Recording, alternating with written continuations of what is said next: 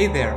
Welcome to another video on the Curved Road Only Challenge, where we build a profitable, traffic efficient and good looking city using only curved roads.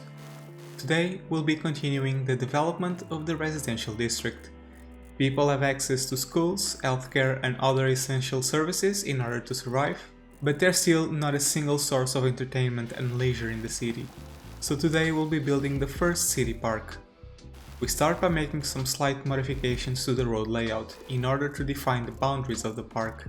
It will be built exactly at the center of the district for maximum coverage. We then sunk a portion of the terrain, connecting it to the ocean. This way, water will flow into the district and we'll be able to add some water features to our park, making it much more awesome. We built a small bridge so people who are in the outside section of the district can still travel the neighborhood effectively. After that, we just unpause the simulation and let nature do its thing. We bulldoze some of the roads that we use as references as we don't need them anymore and define the park area. I wanted it to be perfectly aligned with the roads, as always, so we take our time with this. After that, we can name the park. This entire region is called District A for the time being, but I want to give it a more meaningful and eloquent name in the future. Feel free to share your suggestions.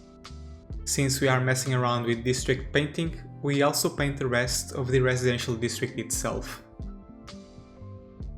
I noticed that the area where we'll be building the plazas and pathways are way above the water level for my taste. I want people to be close to the water when they're walking in the park, perhaps even be able to dip their toes in a hot summer day.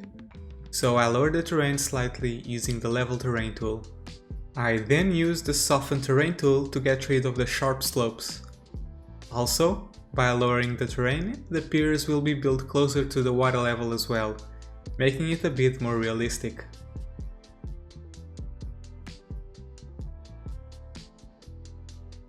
We can then start building the pathways. For reference, we built a curved pathway crossing from one side to the other with a bridge. We will work on that bridge later. My priority at that moment was to take care of the crossing in the area that's cut by a road. For that, we can use a small tunnel that connects both sides of the park. I tried to make it look organic and natural, but good looking as well. So I take a few tries to do this.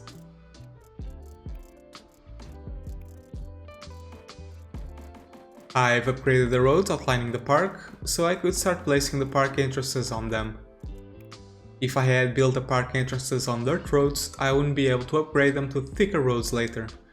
You'll see an example of this problem later in the video. We built entrances to the park in several locations so that people don't have to walk long distances when they want to visit the park. Walkability is very important. There's not really a main entrance to the park, and all entrances are equally important, or at least that was my intention. The park main entrance is a small entrance, so it looks the same as all the other entrances. For the pathways, I'm aiming for something organic. When I idealized the curved road challenge, I wasn't thinking about including pathways as well. So theoretically, I wouldn't mind building straight pathways. But with this particular park shape, I think curved and organic paths look better. This is a medium-sized park, but the actual building area itself is a bit small.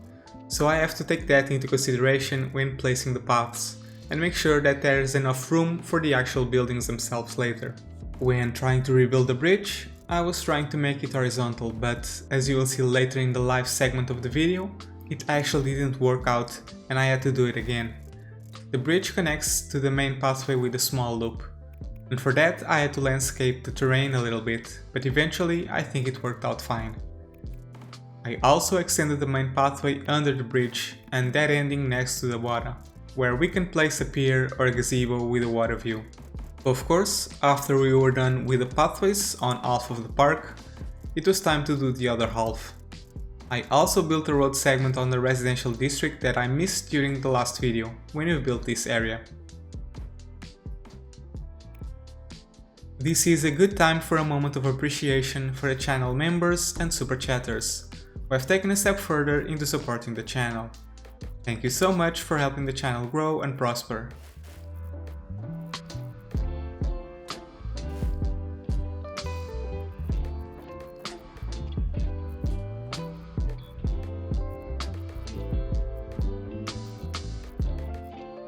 After building all the pathways and satisfying the demand for housing by zoning some more residential, it was time to start placing the buildings. At level 1, we only have a limited selection of facilities, but that's more than enough to get us started. For city parks, I like to put info booths at some of the entrances, and I also like to combine plazas and playgrounds with cafes and restrooms, usually in clusters. I think these pairings make a lot of sense. I also work a bit on the other outlines of the water body, as the cliffs are a bit too steep for my taste.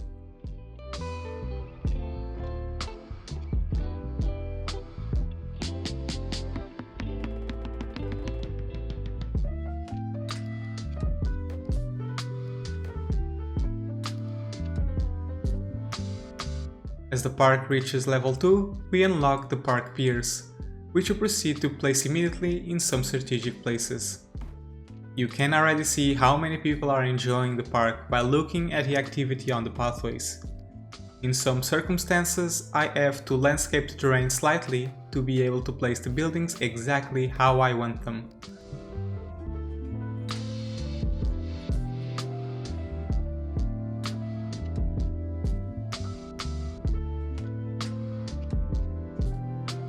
Level 2 is also the level where the park chessboard is unlocked, so I place one of those as well for variety. Finally, we get to the best part, which is the manual and strategic placement of trees. Not the step that I enjoy doing the most, truth be told, it's actually something quite tedious to do, but this is definitely the step that brings life into any park. Everything looks so much better with trees, especially when you plant them carefully and methodically. Here I wanted to have some variety. I have a combination of both large and small bushes for density, the occasional row of flower bushes on the side of the pathways, and this really tall grass on the shoreline. I add a bit of height with the California palms that I place moderately. I also add some unique features here and there, such as the small rock formation next to the tunnel. This park has areas that are really dense in vegetation, where people can immerse themselves in nature, but also some open areas here and there where they can play soccer or fly a paper kite.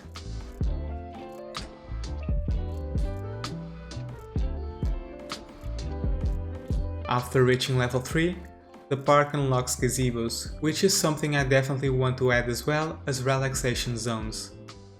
I continue developing the park, planting trees to make everything pretty and adding park buildings to increase the entertainment level so it could be upgraded further.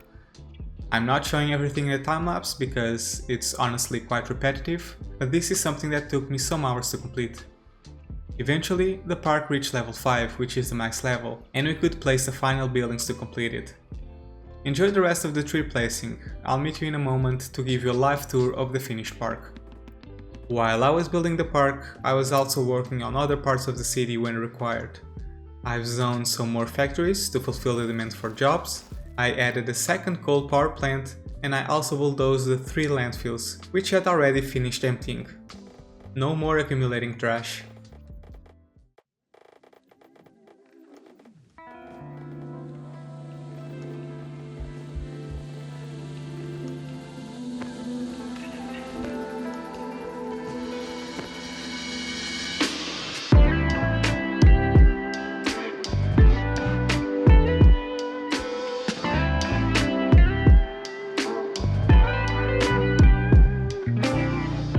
Alright fellas, so the first thing that we'll notice is that my game looks a little bit different. That's because between recording the time-lapse and this part of the gameplay, City Skylines launched a new free update which messed my current mod list, especially the mods that I use to adjust the lighting.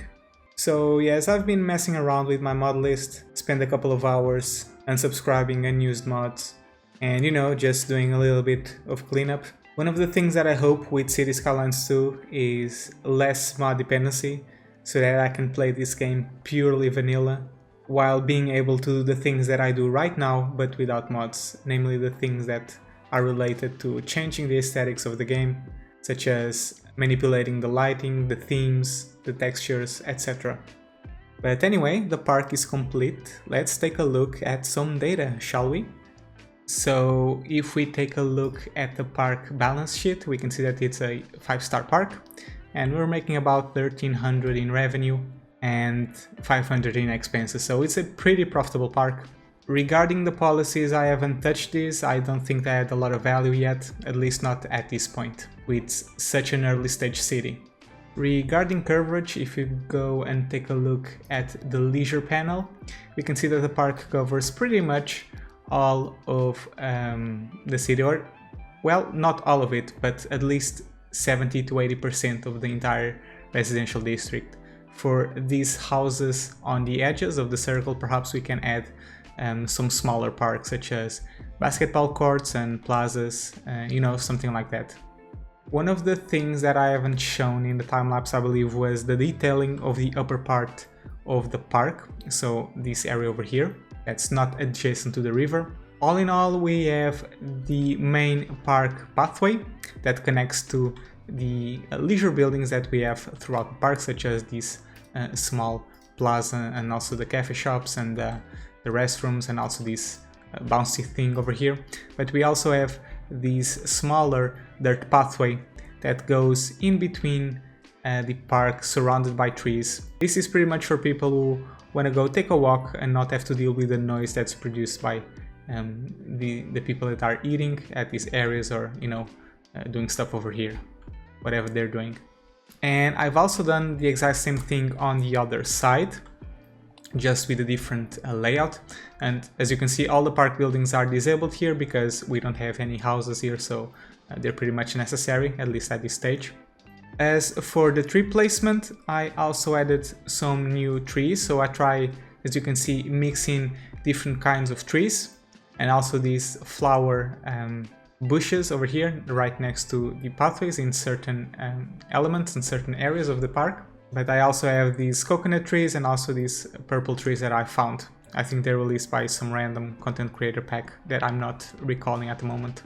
And one of the cool things about this park is, because it is the only attraction of the city, everybody comes here for their dosage of leisure. So if you take a look at every single building, you can see people actually using them. So for example, these piers, there's a lot of people here.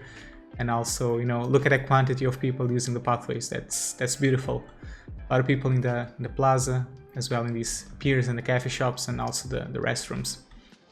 And one of the things that I've actually found was that, oh yeah, here it is. The bridge is not perfectly leveled, so there's a small dent right here where it sinks a little bit. So this is actually a good opportunity for me to do some stuff live, and I'm just gonna... What happens if I resume the simulation right now? Oh, they just disappear. But yeah, let's just rebuild this bridge. So I need to go and make sure it's perfectly horizontal, or as much as it can possibly be. I think this is a good level. So let me take a look, perhaps something like this. And the same thing over here. Okay, much better. And people can now cross to the other side using this nice little bridge that oversees part of the park and also the entire river. I think this is something that's really neat.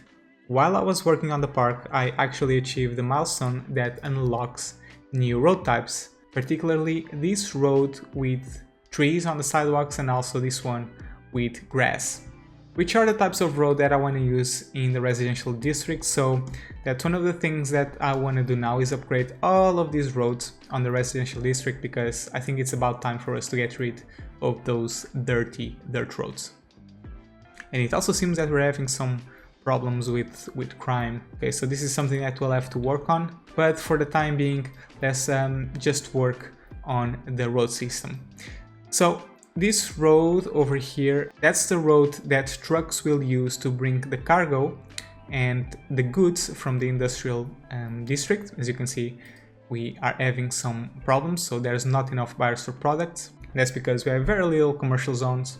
And that's something that we are going to do on the next video, which is work on this area, and we're going to put some commercial zones over here, and that will solve the not enough buyers for products issues that we're currently having with the industrial district. because these industries will start shipping their cargo to this area in the middle.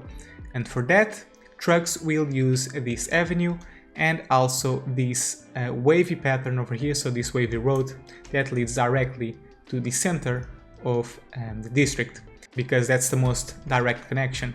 And because of that, I think this road needs to be a 4-lane because of all the quantity and the volume of traffic that it's going to handle in the future. So let's just work on that and start upgrading. Now everything else can be a road with trees on the sidewalks. And of course there are some houses that are going to be demolished, and yeah, look at this. This is what happens when you start zoning on dirt roads, you know, before upgrading the roads. But anyway, all the neighborhoods are going to be roads with trees, and I cannot upgrade this road type because of the cemetery, but I can upgrade all the other roads. I think this wavy road that separates the houses from the service buildings can be a different type road, so perhaps this one with trees in the middle. I have to relocate the police station for a moment. Now if I can just put it back where it was. Oh, there we go. Perfect.